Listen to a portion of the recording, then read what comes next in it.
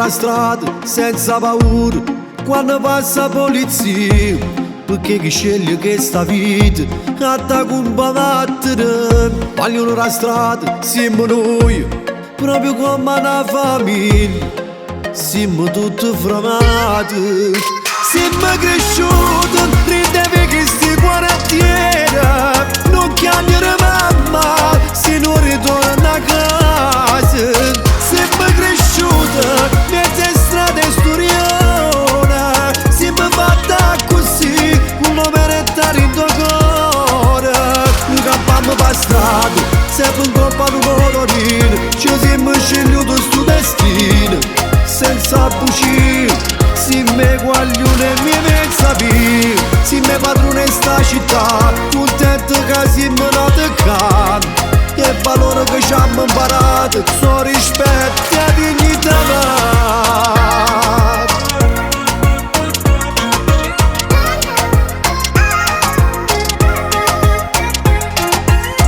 Stiamo una mano a chi cerca aiuto, perché teniamo cuore in piedi. E chi ci giudica non sa niente. Noi torniamo a casa quando ci sto scuro, non teniamo mai paura e camminare in tasti vica.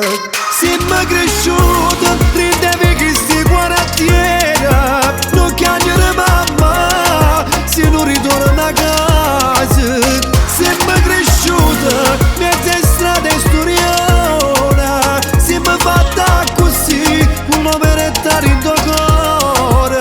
Non campiamo per strada, sempre in colpa di colorino, ci siamo scegliuti sto destino, senza fucile, si me guaglione miezza via, si me padrone sta città, contento che siamo nati qua, e valore che ci abbiamo imparato, so rispetto e amati.